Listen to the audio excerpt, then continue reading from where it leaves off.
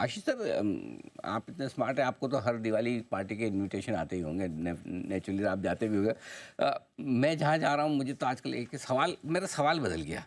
पहले जहाँ भी जा रहा हूँ, क्या लेना है, क्या लेना है, क्या खरीदना है, जल्दी से बताओ। मतलब थोड़ा नीचे आया ना मार्केट, उनको लगता है कि 2 दिन अनिल जी नहीं बताया, तीसरे दिन वापस बढ़ जाएगा। अभी सवाल ही बदल गया है, बेच दूँ, सारा खाली कर दूँ और नीचे आएगा। अब इस सवाल का जवाब कैसे देना है? नहीं नहीं, बेचने का तो नहीं है एक्चुअली। देखिए, सेक्टर रोटेशन हो रहा है। अगर आप 3 साल पहले, पिछले 3 साल का टॉप परफॉर्मर देखेंगे तो आपको ये दिखेगा डिफेंस, पीएसयू, इंफ्रास्ट्रक्चर, रेलवे। पिछला 3 महीने का देखेंगे तो टॉप परफॉर्मिंग में आईटी, कंज्यूमर, फार्मा, ये सब है। और बैंकिंग का सब लोग हाथ ऊपर कर दिए, लेकिन एक्चुअली बैंकिंग इंडेक्स भी पॉजिटिव है। करेक्ट। राइट। तो मार्केट में दो चीज़ें हो रही है, एक तो सेक्टर रोटेशन हो रहा है, दूसरा दिनशा जी से मैं कंप्लीटली एग्री करता हूँ कि भाई स्मॉल एंड मिड कैप या माइक्रो कैप या एसएमई वो अलग है। लार्ज कैप का अनिल सर, आप 5 साल का देखिए, जितने लोग बोले ना मार्केट बहुत चल गया, वो कोविड के बॉटम से अपना मूड बना रहे हैं। लेकिन कोविड के बॉटम में ऐसी ऐसी चीज़ें प्राइस हुई थी जो कभी हुई नहीं। करेक्ट। अब कोविड से 6 महीना पहले ले लो, कोविड से 6 महीना बाद में ले लो, निफ्टी 11-12 हज़ार के बाद ही आसपास ही दिखेगा आपको। और 5 साल का निफ्टी रिटर्न 17% है अभी भी, जो एवरेज से ज़्यादा है, लेकिन 5 साल में ईपीएस ग्रोथ भी 17% है। सो एक्चुअली सेक्टर रोटेशन पे ध्यान दो, मार्केट रोटेशन पे ध्यान दो, पोर्टफोलियो को रीबैलेंस करो, हो सके तो पोर्टफोलियो का थोड़ा रिस्क कम करो। लेकिन निकलने का तो ऐसा कोई मैदान छोड़ के भागे ना, बिल्कुल। नहीं नहीं, आपको खाली यही देखना है कि भाई आप एक इनर्शिया में नहीं रहे कि भाई पिछले 3 साल जो चल रहा है वही चलेगा। मार्केट रोटेट होता है तो आपको उसमें आप पोर्टफोलियो को ध्यान देना चाहिए। मैं हमेशा लोगों को बोलता हूँ रिस्क आपके पोर्टफोलियो में है, मार्केट में नहीं है। इंटरेस्टिंग। लेकिन ये रिस्क अचानक से कैसे पता चला एफआईएस को सर?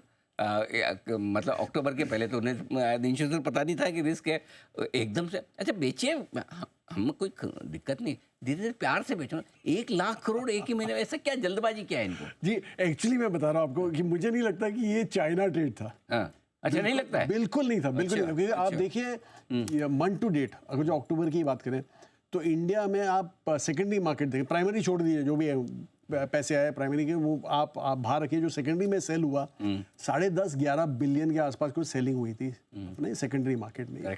ये महीने की बात कर रहा हूँ, अक्टूबर की। चाइना में ये महीने में 12-13 बिलियन बाहर गए एफआई का। हाँ जी, वहां से भी बाहर गए। मुझे क्या लगता है कि ट्रेड क्या हुआ है, और मैं यूएस का डेटा देख रहा था उसके बाद, ट्रेड हुआ है ट्रम्प ट्रेड। लोग ये लगा के बैठे कि भैया यूएस के इलेक्शंस हैं, अभी ट्रम्प जीत गए तो वहां पे तो मोटी तेजी होने वाली है, वो टैक्स कट करने वाले हैं वगैरह वो सब। तो आप देखिए यूएस में 145 बिलियन डॉलर के इन्फ्लो हुए हैं, और उसमें से कोई 100 बिलियन 105 बिलियन गए हैं ईयू से और 40 बिलियन एशिया से। तो ये पैसा मुझे लग रहा है सारा यूएस गया। तो हमने उनके चलते मार नहीं खाई है, चाइना के चलते तो थोड़ी सेंटिमेंटल रिलीफ मिली है। तो वो क्या है वो मतलब चाइना पैसा जाता तो डबल मार लगती है सर। एक तो हमारा गया और गया भी चाइना में, यूएस गया तो थोड़ा दर्द कम हुआ हमारा। तो क्या हम मैच हार जाएं कोई क्रिकेटर, वो भी पाकिस्तान से आ रहे हैं, थोड़ा पैसा जापान में भी गया। हाँ जापान ठीक है, जापान तो अपना दोस्त है सर, वहाँ जाए तो कोई दिक्कत नहीं। तो मतलब ज़्यादा यूएस में ही गया है, ज़्यादातर यूएस में ही गया है। मैं से बोला 145 बिलियन डॉलर यूएस में फ्लो हुए हैं। तो मुझे नहीं लगता कि वहाँ पे एक बार जैसे होता ना buy on rumour sell on news, एक बार वो इलेक्शन के रिजल्ट आज 6 तारीख को शायद रिजल्ट आने वाले हैं वहाँ पे, 6 नवंबर को। उसके बाद में शायद आप एक रिवर्सल देख सकते हैं फिर से फ्लोज का। इसलिए मैं कह रहा हूँ कि मुझे ये लग रहा है कि अभी तो स्लॉग ओवर्स बाकी है यहाँ पे, तो हेवी हिटर्स आना बाकी है अभी तो हमारे। तो लार्ज कैप है हमारे आ रहे हैं सर अभी। मतलब हाँ, वो जनरली कहते हैं कि बैक बेंचर्स के रिजल्ट बाद में आते हैं। तो है अभी एक्सीडेंट्स बाकी है?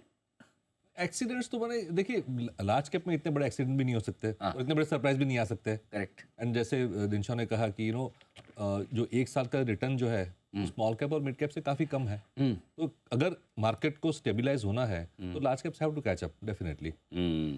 लेकिन स्टॉक पिकिंग करनी है तो मिड एंड स्मॉल में करनी पड़ेगी। ठीक बात।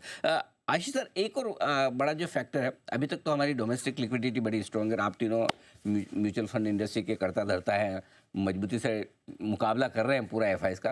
लेकिन क्या आपको लगता है कि जो वो इन्वेस्टर जिसने पिछले 3 साल में कोई बड़ी कमजोरी देखी नहीं, उसके लिए तो मंदी हो गई, आप हम माने नहीं माने अलग बात है, उसके स्टॉक भी 20-30-40% नीचे जो डायरेक्टली पैसा लगाता है, 50% भी नीचे किसी के, कहीं वो भाग तो नहीं जाएगा सर?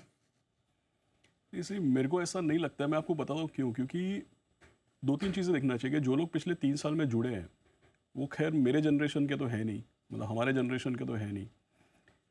मेरा हमेशा ऐसा मानना है, और ये काफ़ी यंग लोगों को हम जाके मिलते हैं, बात भी करते हैं इन लोग से, चाहे FNO वाले हैं, चाहे SIP वाले हैं, जो भी है, जिस तरह से भी इंडस्ट्री में जुड़े हैं। अब देखिए, ये लोग का एजुकेशनल बैकग्राउंड, ये लोग का सोशो इकोनॉमिक बैकग्राउंड, ये लोग का रिस्क एपेटाइट, ये लोगों का जो इन्होंने जो मार्केट देखा है, जिस रेगुलेटरी फ्रेमवर्क में आए, जिस तरीके से ये लोग पार्टिसिपेट करते हैं, इन्फॉर्मेशन, अवेयरनेस, ये अलग है इनका। अगर मैं ये सोचूंगा कि भाई 1990s में जब मार्केट गिरता था तो मैं कैसे कांपता था, और वो चीज़ मैं इनके ऊपर लगाऊंगा तो नहीं लगेगा। ये बात सही है कि भाई जब मार्केट गिरता है कुछ लोग हताश होते हैं, कुछ लोगों का उम्मीद से ज़्यादा लॉस होता है, कुछ लोग अपने आप को मार्केट से बाहर कर लेते हैं क्योंकि वो लॉस झेल नहीं पाते, ये सब दुर्घटनाएं भी होती है। राइट। लेकिन कुल मिला के अगर आप देखें तो पूरा अभी जनरेशन चेंज हो गया, रेगुलेशन चेंज हो गया, डिजिटल टेक्नोलॉजी, इंफॉर्मेशन, इतने हम और आप भी चर्चा नहीं करते थे 20 साल पहले, था ही नहीं ये सब। तो I don't think they will react जैसा पास, इवन 2008 में भी जैसा लोग रिएक्ट करते थे, या इवन 2013 में भी जो लोग जैसा रिएक्ट करते थे, वैसा अभी। हाँ, तो वैसा ओवर रिएक्शन अब नहीं है, क्योंकि यंग जनरेशन थोड़ी सी रिस्क लेने में भी मजबूत है। अलग लोग हैं, अलग लोग हैं ना, माइंड सेट अलग है।